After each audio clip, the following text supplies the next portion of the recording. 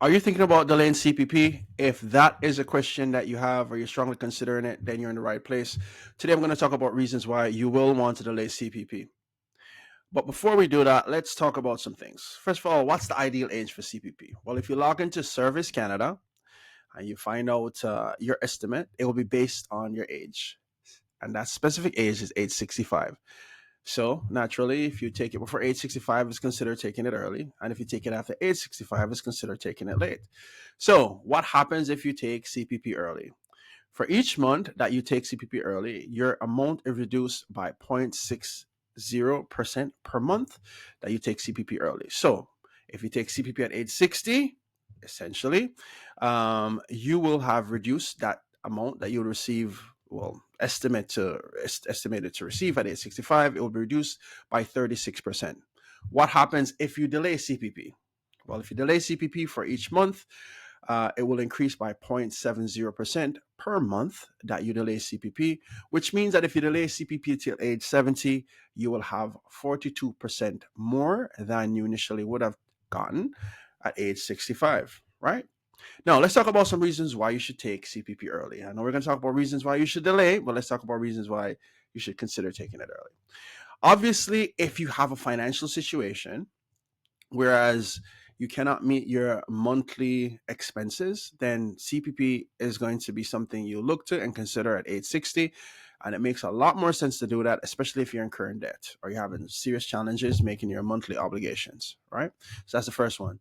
Second one is you may have some type of illness or health issue, and you may realize that you may not live a long life. It makes sense to take CPP as early as you can, right? So that's something to consider. The next thing is you may be healthy, but you have a history of things, illnesses like cancer. And historically, your family, probably your siblings, your parents, grandparents haven't lived long because of something like cancer. Then you may want to strongly consider taking CPP early, just because all signs from a historical standpoint point to possibly you not having a long life. So that may be something that concerns you enough that you're going to take CPP early. There may be other reasons, but let's just start there because the video today is really about reasons to delay CPP. Now, let's look at reasons why we want to delay CPP. First thing, longevity is the new retirement risk. As long as um, as long as we are here and we're living longer, the technology that we have afforded to us, the healthcare that we have afforded to us, means that we have a greater chance of, living a longer life. And I know you may look back and go, well, people 2, 3 generations ago didn't live so long. Consider that we're in the new times, and quite frankly, 2/3 of Canadians will live past 85, and a substantial amount, a significant amount, will live to be in their 90s. Right, so that's a lot of people, right? So that this is the new retirement risk, and this is something that generally, as a society, we have not faced before, and so we have to start planning for that, and we have to start considering that. I know when I meet with clients and I tell them, do a plan, it's based until age 96, sometimes 100, and they're like, "Can I get a guarantee?" And I go, "Well, can't give a guarantee, but I'll plan for it." And a lot of people are dismissive. Not a lot, but sometimes people are dismissive and say, "Nah, that's not necessarily so." But statistically, everything is really pointing to that. No, if you are living longer, then what's going to be a concern? Of course, the big concern is that you're going to outlive your savings, right? Because you could have a lot of money saved and put aside. And of course, what comes with this? It comes with extra costs. Now, in addition to living long, we have extra costs and expenses, but the likelihood is you may have some bumps along the way. Specifically, you may have healthcare issues, you may have long term care issues. And for many clients, at least the ones I work with, a lot of times they don't want to consider relying on their family or kids or things of that nature. They want to take care of this stuff themselves. And so, what better way to make sure that you have more money put aside and you have more money guaranteed than to have a significant amount coming in monthly that you could guarantee for life versus that lower amount. And so having that extra amount from CPP does help to create that buffer for unexpected expenses and for healthcare issues. So you absolutely want to consider CPP and delaying CPP for things like that. Here's another thing: buying insurance and longevity insurance is not a thing. But I think with CPP, it's equivalent to buying low cost longevity insurance. You just pay for it with time, meaning you just delay taking that amount, and that amount increases, right? And unlike your regular annuities that's privately backed, with CPP, what we have is inflation protected, government backed income for life. And what a unique position that you are in, that you have that opportunity to have an extra 42% comparison to taking it at 65. And not only it is for 20 years and then it lowers at 10 or 30 years, or there's a fall off. No, this continues for life. So you strongly want to consider that.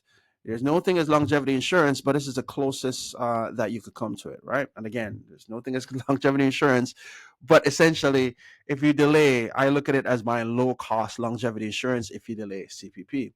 Now, for many individuals who live to be in their 90s, especially if they had times in their careers where they, weren't working, retirement may actually be longer than your actual careers, right? And for many individuals, you don't realize this, retirement is longer than you think. For some individuals, again, you know, you work for certain periods of time, and you may take maternity leave, paternity leaves, or may have health issues, or for some individuals you're traveling from other countries, it took you a while to get another job, and now you've got to retirement, and you're living to your 90s. Yes, you may have more time in your retirement, for some of us, than we actually do in our careers.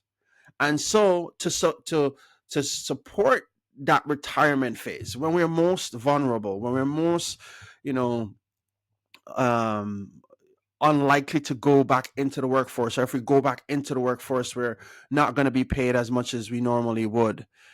Then for those individuals, it is very important that you consider what that will look like when you get to retirement, to make sure that you have that huge buffer, right? And so for many individuals, you think 10 years, 20 years, or right now you're probably just thinking for the next 5, 10 years that you have this relief and you have this money coming in. But for many of us, retirement will be longer than we think.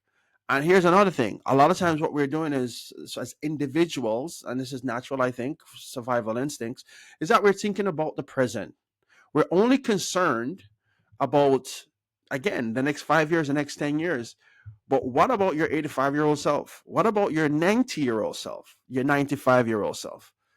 If you were to look at an individual, have a conversation with that individual, would they want you to take CPP at age 60, 62, 63, 65?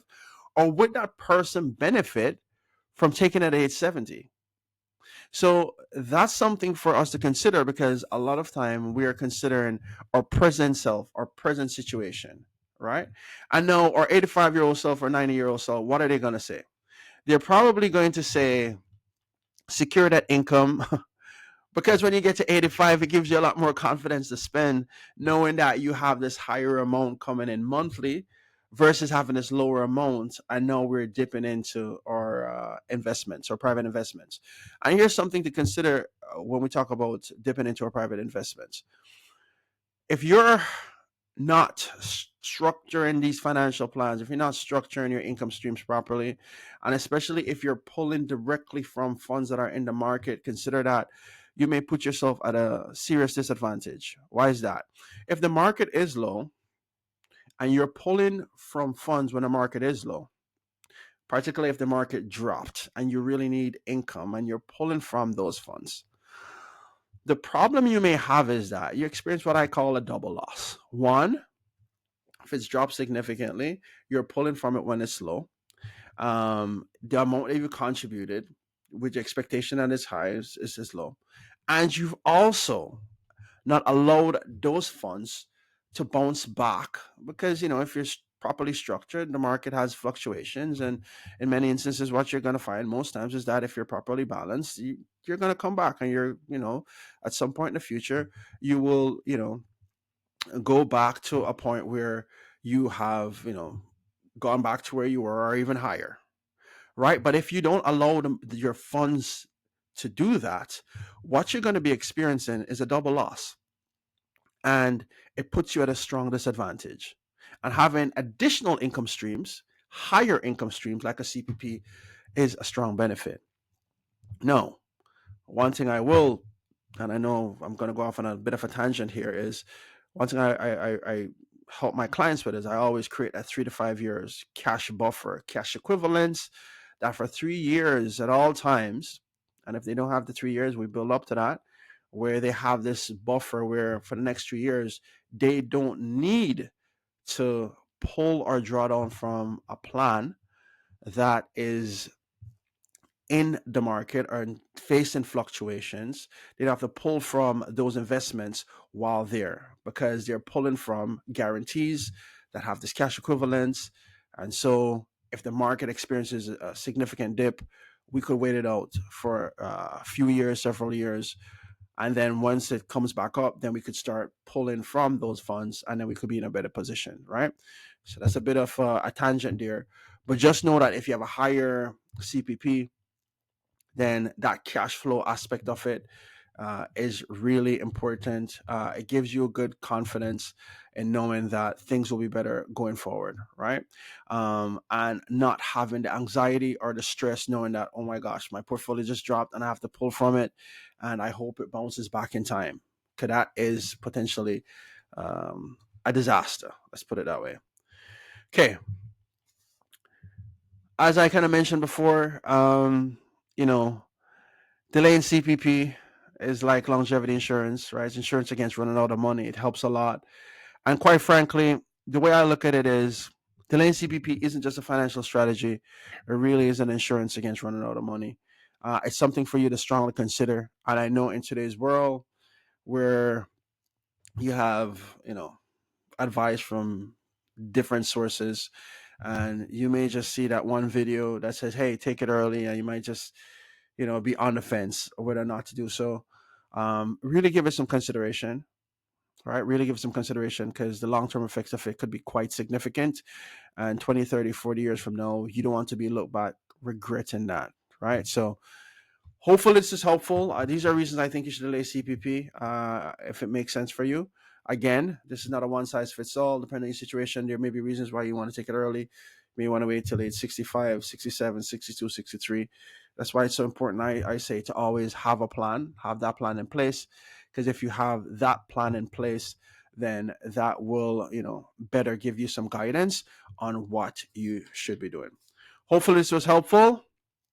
Again, reasons why you want to delay CPP. If you have any questions, you can contact me below. Take care.